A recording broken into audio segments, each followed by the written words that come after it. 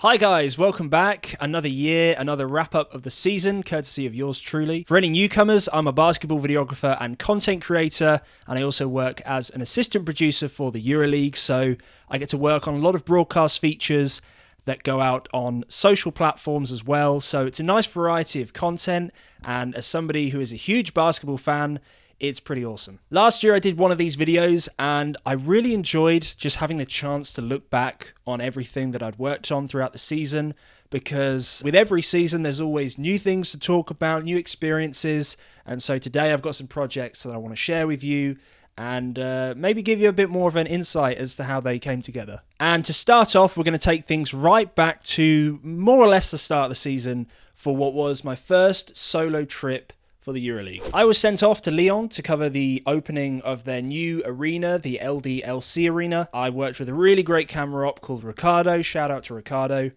and we basically were going along to interview the players, the coach, and then capture the first game that was taking place in the arena, which I believe was against FC Bayern Munich. I was really excited because this kind of felt like a news story, and the arena itself was really, really impressive. It was a pretty intense day of shooting. I think I flew out on one day. We then, the next day, had about 5 different interviews to get through. And then after that, we had the game, which was just so cool. It's a sold-out arena. Went to double overtime. Just a thrilling experience. So watching back the feature, I remember we did ask for some drone shots of the outside of the arena just because we wanted to kind of, you know, make it this really big event and highlight the fact that this was a huge thing for this club. I remember when I was editing this, I kind of wanted to have the story of the day, having the arena being set up, then people arriving at the arena, and, you know, then having the game kind of be the second half and all the excitement that happens there. Oh, so cool. They had these like wristbands that everyone would wear. I feel like it's quite a common thing now at a lot of big events, but they had wristbands that would light up. It just put on such a good show for everyone. Oh yeah, I forgot Tony Parker was there. Yeah, I forgot. It was really cool. I was maybe walking courtside and just suddenly I kind of turned my head and Tony Parker's like having an interview with somebody and I was like, oh, wow, Tony Parker. Okay. So yeah, he's obviously the president of the club and did the grand opening.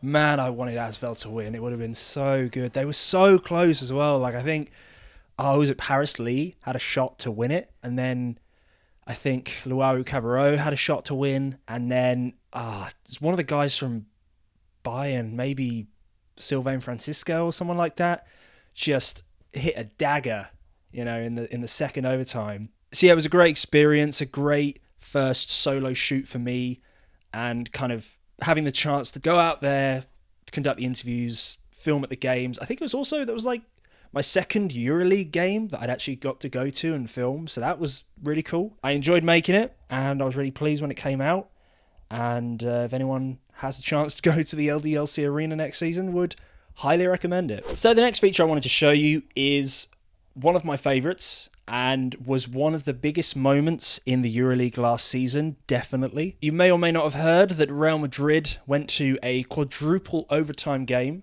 against Anadolu Efes. Real Madrid at the time were very much the kings of the regular season. I want to say at one point they had like an 18-0 record or something. This game was obviously made all the more exciting because you had Efes right there with them the entire time. More than that, it was just, you know, one of the few games in history that ever went to a quadruple overtime. So this one I have to give massive props to Simon, who edited the hell out of this. It is so cinematic.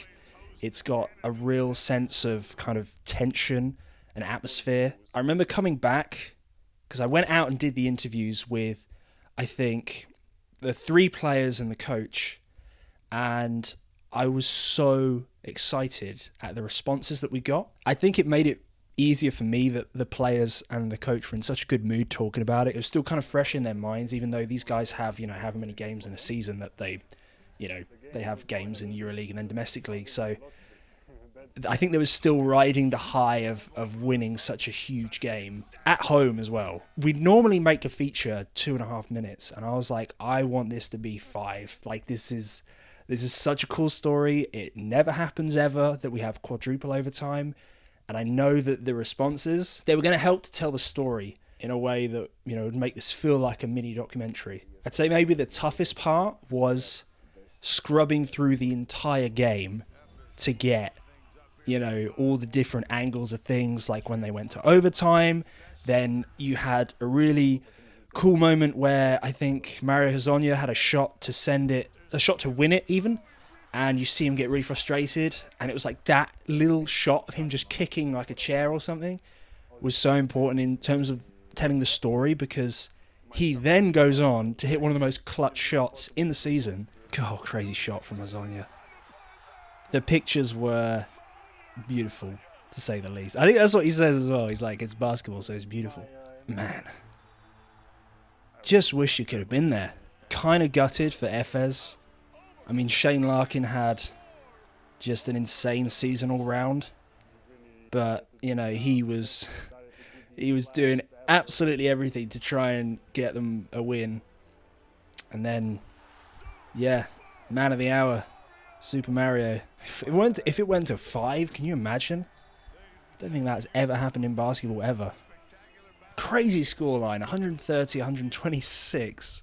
It's like your average all-star game. Yeah, I really, really liked this one. I thought the music was good. Like I found like music that kind of matched as it went through. But also there's that little bit where there's no music at all in the middle, and you just hear the crowd, and it really helps to drive home that huge, huge basket. Sensational job from Simon, and I appreciate Real Madrid for letting me come along and talk about such a huge game. So we're midway through the season, and it's roughly around this time that I start to feel like I'm not really getting the chance to film as much as I would like. And you may or may not have seen, I decided to completely revitalize my JLR Videography page. If you're not already following it, go and check it out. But I wanted to kind of make it a little bit more me-centric. I felt like the brand itself wasn't really necessary anymore, and I was kind of more trying to market myself as a individual videographer and just show more of the stuff that I was actually working on. I'd also gone and bought a new camera, so I really needed a reason to use it. I always feel like I've got to justify any super expensive purchase that I've made by like, okay, I bought this new thing, I need to find a use for it right now. So when I first revitalized it, I kind of went of the mindset of, okay, let me try going to a few games, but posting like one thing each day and just seeing how long I can keep that up for. Turns out it wasn't very long, but it was a good kind of experiment of making stuff and finding new ways to repurpose clips. And one of the things I worked on that I thought was really cool, it did slip under the radar, as all the great projects that you work on do, but it was London Lions' game against Turk Telekom in the EuroCup playoffs. I had a music track in mind, and I've always got a few just kind of like, if I ever find the right edit, I'm going to use this track. This was definitely one of them. I also managed to get some really nice wide-angle dunks, which I feel like I never usually do because I shoot on quite a long lens usually. Don't want to talk too much about London Lions because I know it's a hot topic right now. It was a pretty cool season on the whole, and nice for a British team to be involved in a European competition and to have done as well as they did. But this video itself, hopefully it kind of captured that, hype. I just thought it was a nice little edit, really. This went out on Instagram and also TikTok. I even forgot to talk about TikTok. You remember from a very long time ago, I was like, I'm going to set up an Instagram account, I'm going to set up a Twitter account, but TikTok, I'm not touching it. This time, because I was revitalizing my page, I thought maybe this is an opportunity for me to actually break into TikTok and kind of learn it a bit or figure out what kind of content works. If you want to check out any of those smaller videos that I put out when I was revitalizing JLR Videography, you can go and check it out on Instagram or TikTok. I have tried to maybe choose different songs for the Instagram and TikTok versions, so yeah, you can see which one you prefer.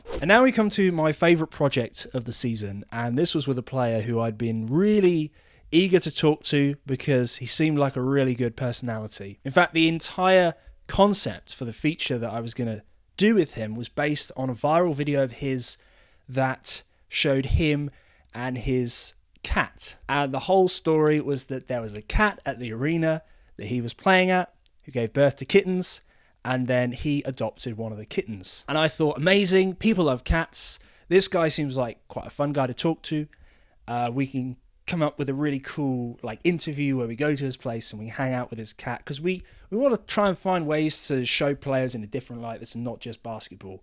Sometimes it's not always possible, but if you can, it's just a nice way of, I don't know, showing more of a human side of somebody. Once again, I was working with a really great camera op, Lorenz, shout out to you, and we went along to his place, and the whole interview could not have gone better. We were talking about his relationship with his cat. We were also talking about his approach to the game of basketball, thoughts on his legacy. He gave us so many kind of really great quotes that, again, I'm coming back and I'm like, guys, I got to make this a 5-minute one because this guy has a lot to say and I really don't want to cut much of it. But not only that, this guy goes on the week after our interview, or is it the week after or a few weeks after? It's a very short time after the interview. He goes and breaks the single game scoring record in the Euroleague, dropping 50 points against Berlin. Obviously, I've got to chuck this in the feature as well. I have to include this. It's perfect timing. I think I had the feature ready to go the week after he had his 50-point game. And so this is how it came out. My interview with Nigel Hayes-Davis. So I think originally when I edited this, it was before he'd got the single game scoring record, and the intro was very different, but I thought it was actually better to kind of go straight in with, oh, this is Nigel breaking this huge record, what could it be? And then getting to know him and more about his outlook on the game. There's another EuroLeague game I got to film at. This was against Valencia, and I think Fenerbahce once again had a huge game. I think it was like a record for the most number of three-pointers from the club. I remember it being quite difficult to film at because you can even see it on the live feed, but there's barely any room to move around. You've got all these other people with cameras and you've got people with courtside seats, and then you've got just basically like a single gap and then the railings for the guys who are sitting in the stands. So it was quite a difficult one to film at, but I got some nice shots. Oh, so cute. So cute. So much good content with the cat, honestly. I shouldn't say the cat, Sly. The legend that is Sly. Very friendly as well. I remember me and Lorenz were kind of setting up. Sly was having a good old sniff around all of our bags and, was really just eager to hang out. It could have gone very different if Sly was not willing to participate. It was almost like Sly had been trained, because literally I finished talking to Nigel about one of the topics that we were discussing, and then literally just as I'm about to ask him about Sly jumps up on his lap and then was sat there for the time that he was talking about him.